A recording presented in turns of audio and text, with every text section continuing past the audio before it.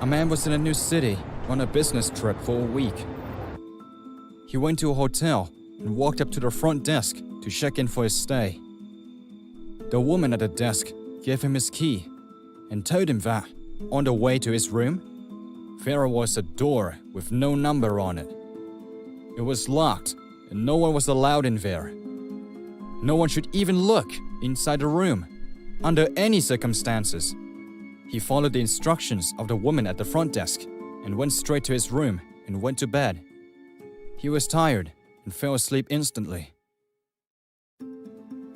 The next day, after finishing his work and meetings, he was back in his hotel room. He had dinner in the same hotel and headed to sleep in his room. While he was trying to sleep, his curiosity would not leave him alone about what the receptionist had said about the mystery room.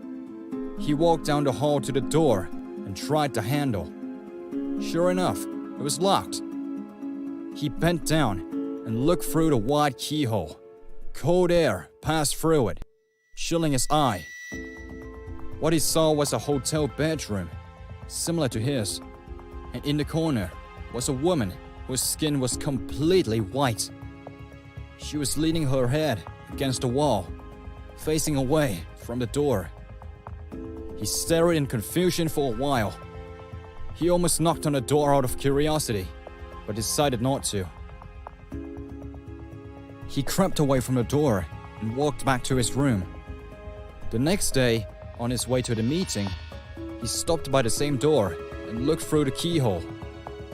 This time, all he saw was red. He couldn't see anything beside a distinct red color. Perhaps the inhabitants of the room knew he was spying the night before and had blocked the keyhole with something red. He walked down, and whilst leaving the hotel, he thought of consulting the woman at the front desk for more information. Although it was none of his business, he couldn't stand the need to know more about that strange room. He walked up to the receptionist at the front desk and told her about the woman with white skin and a red background.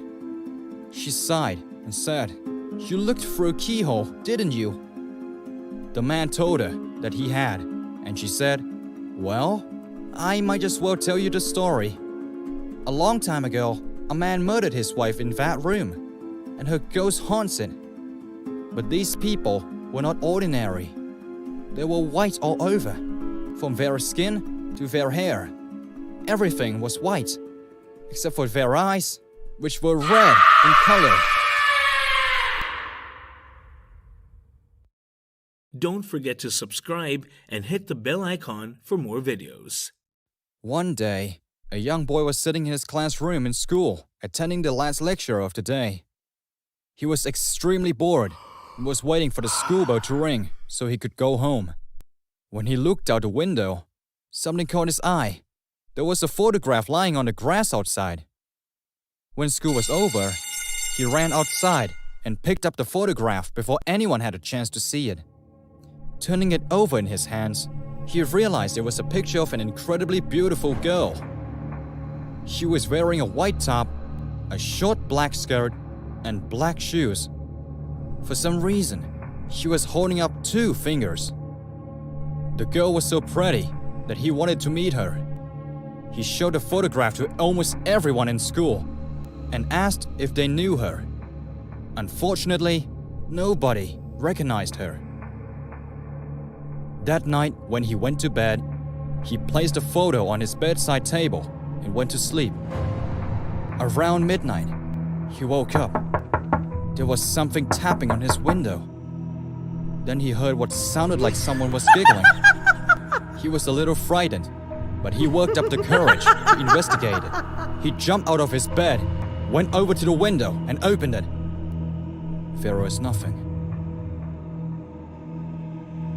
The next day, he showed the photograph to his friends and neighbors, and also to the people living near to the school, and asked if they knew the mysterious girl. Everybody he asked said they had never seen the girl ever before.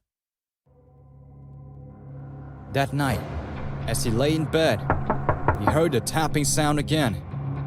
He looked out the window and could just make out a figure standing on the other side of the street. He wasn't sure, but it looked like the mysterious girl in the photograph. Clutching the photograph tightly, he threw on his clothes and raced downstairs and out the front door. As he crossed the road, he forgot to look both ways and was suddenly hit by a car. The driver got out of the car and ran over to help the boy, but it was of no use. The boy had been killed on impact. The driver noticed something clutched in the boy's hands. It was a photograph. Turning it over in his hands, he saw it was a picture of an incredibly beautiful girl. She was wearing a white top, a short black skirt, and black shoes. For some reason, she was holding up 3 fingers. Don't forget to subscribe and hit the bell icon for more videos. One day, I went to visit my aunt and uncle. They invited me to have dinner with them. We were at the dining table, eating and talking. While we were talking about how much our city had changed over the years, they told me they had heard a very strange story from their friend. Apparently, in the 1960s, there was a child who went missing in our city. She was only 4 years old, and she disappeared in the evening while she was taking a bath. Her mother and father were downstairs watching TV. When they heard their daughter screaming, they ran upstairs to the bathroom, but the door was closed. They tried to open it, but it was locked. Just then, the girl's father heard someone whispering behind the door.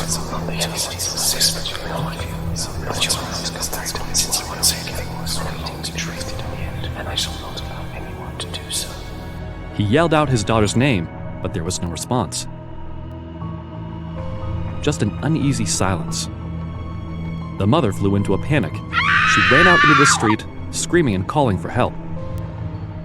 One of their neighbors came running to see what he could do, and together, they managed to kick down the bathroom door. The room was in darkness, and there was a strange smell in the air. When they turned on the lights, the parents of the little girl almost fainted at what they saw. The bathroom was a mess. The floor and walls were covered in blood. Trembling with fear, the father ran towards the bathtub. The water was stained with blood, but the little girl was gone. The room was empty. The windows were tightly shut. The door had been locked. There was no way for her to get out, but somehow the little girl had disappeared. She was never found. The police investigated, but they were baffled. It seemed too impossible to figure out, and the mystery of her disappearance was never solved. Later, the mother ended up committing suicide. The father lost his mind and was confined to a mental home. I thought this story was a fiction. How is this even possible? Until a few days ago, when something changed my mind.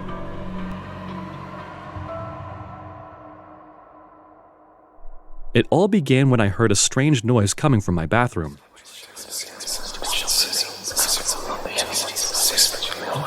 It frightened me because there was nobody else in the apartment. It was a low rumbling sound. I decided to take a look, and when I opened the bathroom door, I was shocked to see all the shelves with shampoos and gels had been dumped in a heap on the tiled floor. I almost screamed with fear and ran to my bedroom. I locked the door behind me. All of a sudden, the lights went out, and the room was plunged into total darkness. I tried to calm myself down, telling myself it was just a coincidence. Then something happened that I will remember for the rest of my life. I heard the sound of laughter. It was the quiet laughter of a young girl, and it sounded like it was right here in the room with me. I heard small footsteps coming towards me in the darkness. I screamed and tried to flee, but in the pitch black, I couldn't find the door handle.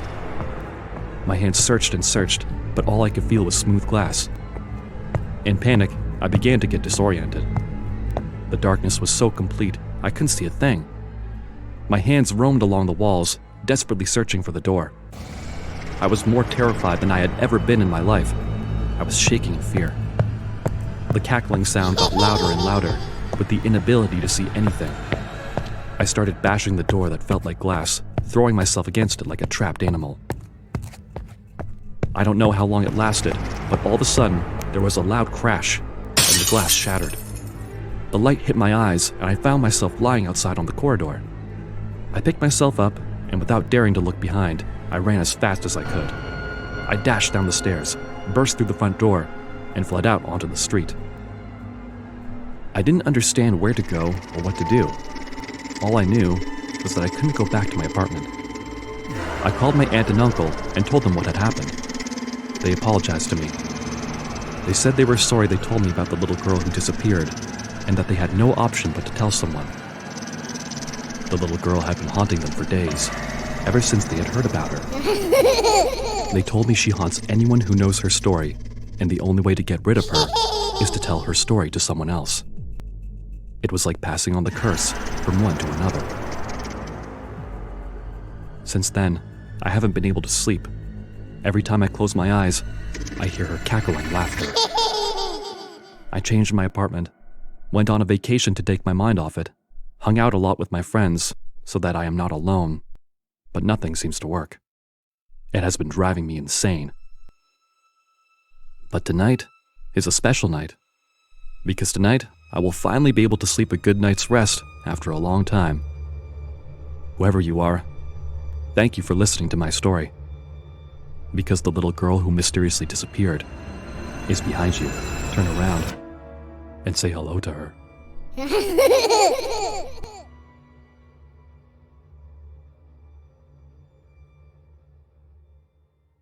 Lisa was a teenage girl who lived with her parents and two younger brothers. One evening, Lisa had come home from school and found her house empty. Her mother had left a sticky note on the fridge for her. It said her father was working late and her mother was out shopping for groceries. Her younger brothers were at soccer practice and that she would pick them up after she was done with shopping. Lisa was alone in the house. The young girl locked the front door, just in case.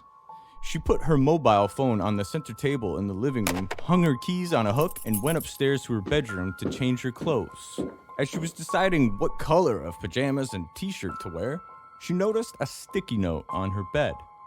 She picked it up and looked at the message. It read, "There's someone in the house." She assumed it was her younger brothers playing a trick on her, so she crumpled the note and aimed it right into the dustbin. Okay, very funny, guys. What happened? Did you two miss soccer practice? You better tell Mom. She's planning to pick you guys up after. You wouldn't want to make her angry not seeing you there. No one answered. Hey, I know you're here. If I find you two went through my stuff again or even touched it, you're dead. After changing into her pajamas, Lisa went downstairs to the kitchen to fix herself a snack. When she went towards the refrigerator to open it, she discovered another sticky note on the door of the freezer.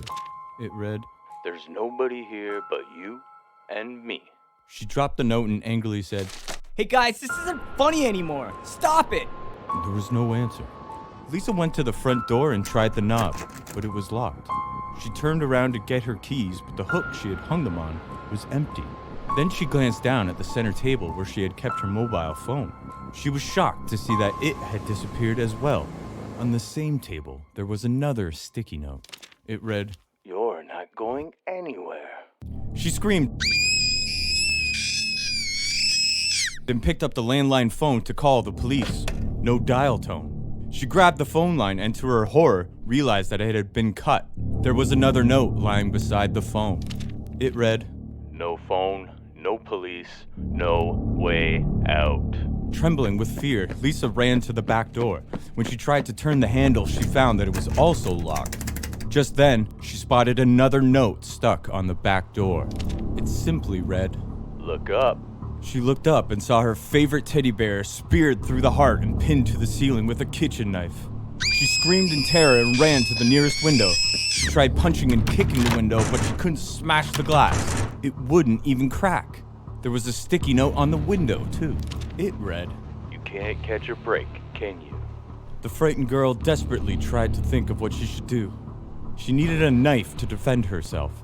She ran to the kitchen, but when she pulled out the drawer, it was empty. All of the knives were gone. There was just another sticky note. It read, "Children shouldn't play with sharp objects." She ran upstairs to her bedroom and locked the door. She checked inside the closet and under her bed. There was nobody there. She breathed a sigh of relief. Then, all of a sudden, the TV in her room turned on by itself. It was loud and static. On the screen, she found another note. It read, Gotcha. Now I have you where I want you.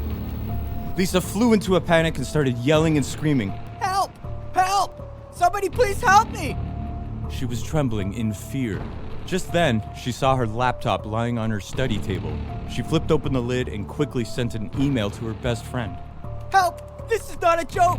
Call the cops! There's someone in my house! I don't even have my phone! Please help! Minutes later, she had heard the sound of sirens outside. The police had arrived. They broke down her front door and rushed inside the house. 2 officers burst into her bedroom and found her cowering in the corner, shaking and quivering in fear. The police searched the entire house from top to bottom, examining every nook and cranny, but they found no one. No trail, not a single clue. They also checked with the neighbors if they had seen anyone enter or leave the house since morning, but they were of no help. As the officers were interviewing Lisa, one of them spotted a sticky note attached to her back. He pulled it off and handed it to her. It read, I was this close.